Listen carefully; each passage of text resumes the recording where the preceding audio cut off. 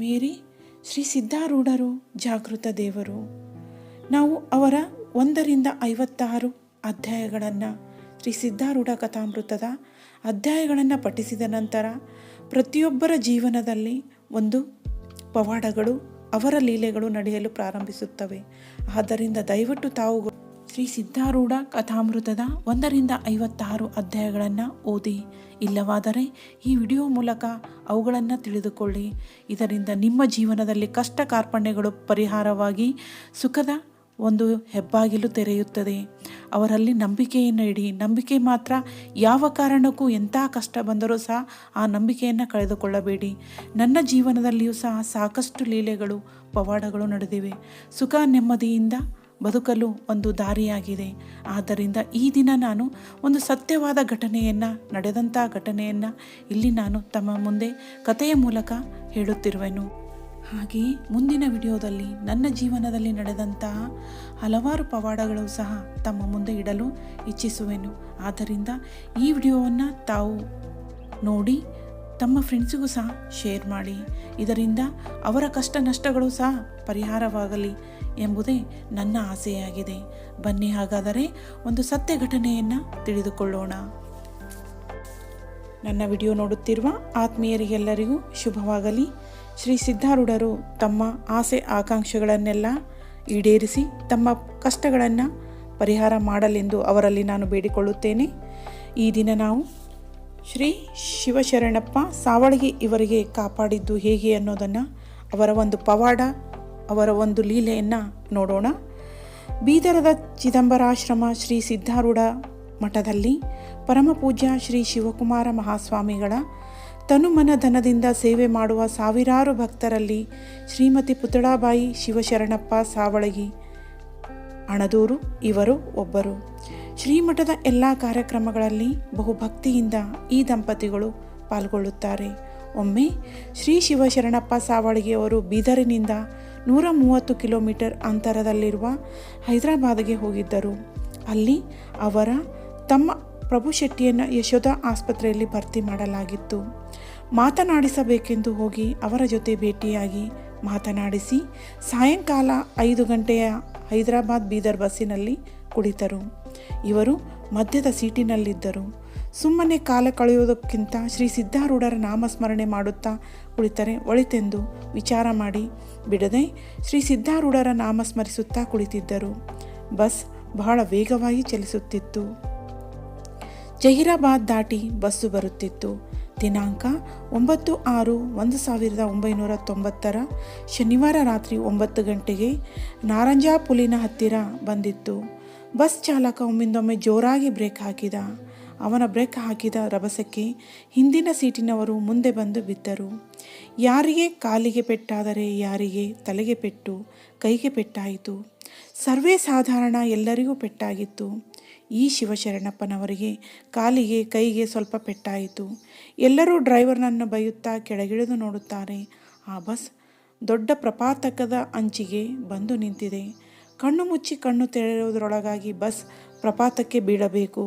ಒಂದು ಸಣ್ಣ ಮೈಲಿಗಲ್ಲಿಗೆ ತಡೆದು ನಿಂತಿದೆ. ಅದರ ಹೆಡ್ಲೈಟ್ನ ಪ್ರಕಾಶದಲ್ಲಿ ಆ ಪ್ರಪಾತ ನೋಡಿದರು. ಎಲ್ಲ ಪ್ರಯಾಣಿಕರ ಎದೆ ಝಲ್ಲೆಂದಿತು.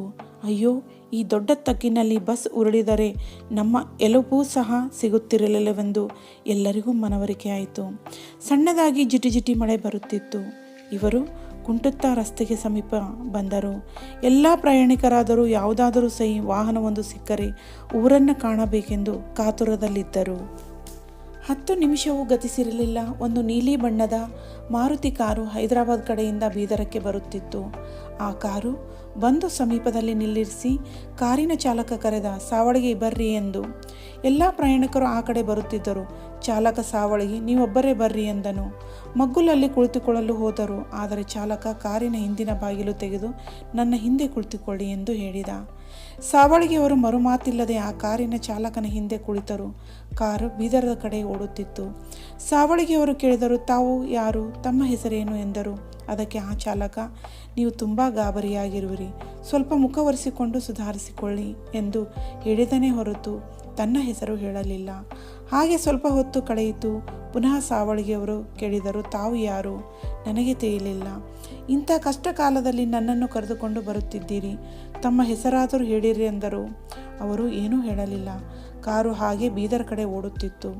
ಸಾವಳಿಯವರಿಗೆ ಯಾರಿರಬೇಕು, ಇವರ ಮುಖವಾದರೂ ನೋಡಬೇಕೆಂದು ಎಡಕ್ಕೆ ಸರಿದು ಇಣುಕಿ ನೋಡಬೇಕೆಂದು ಸರಿಯುತ್ತಿದ್ದರೆ, ನನ್ನ ಹಿಂದೆಯೇ ಕುಳಿತುಕೊಳ್ಳಿ, ಸರಿಯಬೇಡಿ ಎಂದು ಹೇಳಿದ ಚಾಲಕ. ಇವರಿಗೆ ಮನದಲ್ಲಿ ಚಿಂತೆ, ಇವರ್ಯಾರಿರಬೇಕು, ಹೆಸರು ಹೇಳುವುದಿಲ್ಲ, ಎಂಥದ್ದೂ ಇಲ್ಲ ಎಂದು ಕಾತುರ. ಮುಖ ನೋಡಬೇಕೆಂದರೂ ಆಗುತ್ತಿರಲಿಲ್ಲ. ಯಾರಿರಬೇಕೆಂದು ವಿಚಾರ ಮಾಡುತ್ತಿರುವಾಗಲೇ ಕಾರು ಅಂಬೇಡ್ಕರ್ ಸರ್ಕಲ್ ಬಂತು. 4 ಕಡೆ ಫೋಕಸ್ ಲೈಟ್. ಈಗ ಮುಖ ನೋಡಿಯೇ ತೀರಬೇಕೆಂದು ಸಾವಳಿಗೆಯವರು ಒಮ್ಮೆಲೇ ಹಣಕಿ ಹಾಕಬೇಕೆನ್ನುವುದರಲ್ಲಿ ಚಾಲಕ ತನ್ನ ಮುಖವನ್ನು ಸ್ಟೇರಿಂಗ್ ಮೇಲಿಟ್ಟು ಮುಚ್ಚಿಕೊಂಡ. ಗಾಡಿ ಹಾಗೇ ಮುಂದೆ ಹೋಯಿತು. ಆಗ 9:30 ಗಂಟೆಯಾಗಿತ್ತು. ಸಾವಳಿಗೆಯವರಿಗೆ ಇನ್ನೂ ಆಶ್ಚರ್ಯ. ಈ ವ್ಯಕ್ತಿ ಯಾರು? ಹೀಗೇಕೆ ನನಗೆ ಮರೆಮಾಚುತ್ತಿದ್ದಾನೆ? ತಮ್ಮ ಹೆಸರಾದರೂ ಹೇಳಿ ಎಂದು ವಿನಯದಿಂದ ಕೇಳಿದರು.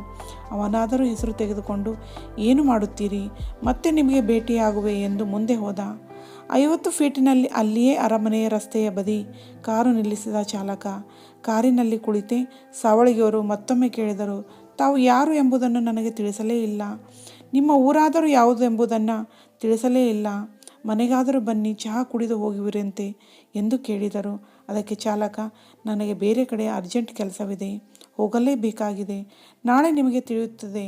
ನೀವು ಈಗ ಇಲ್ಲಿಂದ ಹೋಗಬಹುದಲ್ಲ ಎಂದರು. ಆಗ ಅವರು ಹೂಗುಟ್ಟಿದರು. ಸಾವಳಿಗೆ ಕಾರಿನ ಬಾಗಿಲು ತೆಗೆದರು. ಅವರು ಇಳಿದೊಡನೆ ಚಾಲಕ ಗಾಡಿ ಬಿಟ್ಟು ಬಿಟ್ಟ. ಕೊನೆಗೆ ಸಾವಳಿಗೆಯವರಿಗೆ ಅವನ ಮುಖ ಕಾಣಿಸಲೇ ಇಲ್ಲ. ಹೆಸರು ಹೇಳಲಿಲ್ಲ. ಯಾವ ಊರು ಗೊತ್ತಿಲ್ಲ. ಯಾರಿರಬೇಕೆಂಬ ವಿಚಾರದಲ್ಲಿ ಅವರಿಗೆ ನಿದ್ದೆ ಹತ್ತಲಿಲ್ಲ. ಸ್ವಲ್ಪ ಅಡ್ಡವಾಗಿ ಎದ್ದರು. 5 ಗಂಟೆಯಾಗಿತ್ತು. ನೀಲಿ ಮಾರುತಿ ಕಾರು ಬೀದರ್ನಲ್ಲಿ ಯಾರ್ಯಾರಲ್ಲಿವೆ ಎಲ್ಲರಿಗೂ ಫೋನ್ ಮಾಡಿ ಕೇಳಿದರು. ನಿಮ್ಮ ಕಾರು ರಾತ್ರಿ ಹೈದರಾಬಾದ್ಗೆ ಹೋಗಿತ್ತೆ ಎಂದು ಅವರೆಲ್ಲರೂ ಹೇಳಿದರು. ನಮ್ಮ ಕಾರು ನಮ್ಮಲ್ಲೇ ಇದೆ, ಎಲ್ಲಿಗೂ ಹೋಗಿಲ್ಲವೆಂದು ಹೇಳಿದರು. ಬೀದರ್ ಪ್ರತಿಷ್ಠಿತ ಜನರೆಲ್ಲ ಪರಿಚಯ ಅವರಿಗಿದ್ದರಿಂದ ಎಲ್ಲರಿಗೂ ಫೋನ್ ಮಾಡಿ ಕೇಳಿದರು. ಆದರೂ ಆ ಕಾರಿನ ಪತ್ತೆ ಹತ್ತಲಿಲ್ಲ. ಇಷ್ಟು ಮಾಡುವಷ್ಟರಲ್ಲಿ 6:30 ಗಂಟೆ ಆಗಿತ್ತು. ಯಾರಿರಬೇಕು ಎಂಬ ಚಿಂತೆ ಅವರಿಗಾಗಿತ್ತು. ಆಗ ಹೆಂಡತಿ ಅವರಿಗೆ, ಯಾಕೋ ಒಂದು ಥರ ಇದ್ದಿರಲಿಲ್ಲ ಎಂದು ಕೇಳಿದಳು.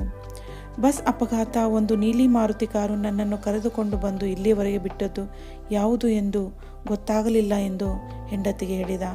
ಕೊನೆಗೆ ಅದೇ ಚಿಂತೆಯಲ್ಲಿ ಸ್ನಾನ ಮಾಡಿ ಶ್ರೀ ಸಿದ್ಧಾರೂಢ ಮಹಾಸ್ವಾಮಿಗಳ ಭಾವಚಿತ್ರಕ್ಕೆ ಹೂವು ಹಾಕಿ ಅಗರಬತ್ತಿ ಬೆಳೆದಾಗ ಫೋಟೋದಲ್ಲಿನ ಒಂದು ಭಾವಚಿತ್ರದೊಂದಿಗಿನ ಧ್ವನಿ ಬಂದಂತಾಯಿತು. ಯಾಕಿಷ್ಟು ಚಿಂತೆ ಮಾಡುತ್ತಿ? ರಾತ್ರಿ ನಿನ್ನನ್ನು ಕರೆದುಕೊಂಡು ಬಂದವನು ನಾನೇ ಎಂದು. ಅವರ ಕಣ್ಣು ಕಿವಿ ಅವರಿಗೆ ನಂಬದಾಯಿತು. ಅವರ ಕಣ್ಣಿನಿಂದ ಆಶ್ರುಧಾರೆ ಧಾರೆಯಾಗಿ ಪ್ರವಹಿಸತೊಡಗಿತ್ತು. ಪರಮಾತ್ಮ, ಎಂಥ ದಯಾಳು ಇದ್ದೀಯಪ್ಪ. ಅನಿಮಿತ್ಯ ಬಂಧುವಾಗಿ ಸಂಕಟದಿಂದ ಪಾರು ಮಾಡಿದಲ್ಲದೆ ಸುರಕ್ಷಿತವಾಗಿ ಮನೆಗೆ ತಂದು ಮುಟ್ಟಿಸಿದೆ. ಎಂಥ ಕರುಣಾಳು. ನಿನ್ನ ಉಪಕಾರ ಎಷ್ಟು ಜನ್ಮಗಳಾದರೂ ಮುಟ್ಟಿಸಲು ಸಾಧ್ಯವಿಲ್ಲವೆಂದು ಒಂದೇ ಸಮನೆ ಕಣ್ಣೀರು ಸುರಿಸುತ್ತಾ ಪೂಜ್ಯ ಶ್ರೀಗಳವರ ಸನ್ನಿಧಿಯಲ್ಲಿ ತಿಳಿಸಿದರು. ನನಗೂ ಈ ಘಟನೆಯನ್ನು ಅವರ ಶ್ರೀಮುಖದಿಂದ ಕೇಳಿ ಆಶ್ಚರ್ಯವಾಯಿತು. ಗುರುವಿನ ರಕ್ಷಣಾ ಕೌಶಲ್ಯ ಎಂಥದ್ದು ಎಂದು ಮೂಕ ವಿಸ್ಮಿತಳಾದೆ. ಆತ್ಮೀಯರೇ, ಮುಂದಿನ ವಿಡಿಯೋದಲ್ಲಿ ಸತ್ಯ ಘಟನೆಯಾದಂತಹ ಶ್ರೀ ಶಂಕರಪ್ಪ ಶಂಭು ಕೋಳಾರ ಅವರ ಮಗನನ್ನು ಕಾಪಾಡಿತು ಅವರ ಲೀಲೆಯನ್ನು ನಾವು ತಿಳಿದುಕೊಂಡು ಪುನೀತರ ನಾವು ಸಹ ಅವರನ್ನು ನಂಬಿದ್ದಾಗಿದ್ದರೆ, ಅವರ ಲೀಲೆಗಳನ್ನು ತಿಳಿದಿದ್ದಾದರೆ ನಮ್ಮ ಜೀವನದಲ್ಲಿಯೂ ಸಹ ಇಂತಹ ಘಟನೆಗಳು ನಡೆಯುವುದರಲ್ಲಿ ಸಂಶಯ ಇಲ್ಲ. ಆದ್ದರಿಂದ ಆ ಸಿದ್ಧಾರೂಢರ ಕಥಾಮೃತದ ವಿಡಿಯೋಗಳನ್ನು ಕೇಳಿ ಅಥವಾ ಕಥಾಮೃತವನ್ನು ಪಠಿಸಿ. ಇದರಿಂದ ನಿಮ್ಮ ಜೀವನದಲ್ಲಿಯೂ ಸಹ ಪವಾಡಗಳು ನಡೆಯುತ್ತವೆ ಎಂದು ಹೇಳುತ್ತಾ ಈ ವಿಡಿಯೋವನ್ನು ಮುಗಿಸುತ್ತೇನೆ. ಮುಂದಿನ ವಿಡಿಯೋದಲ್ಲಿ ಪುನಃ ಭೇಟಿಯಾಗೋಣ. ಧನ್ಯವಾದಗಳು.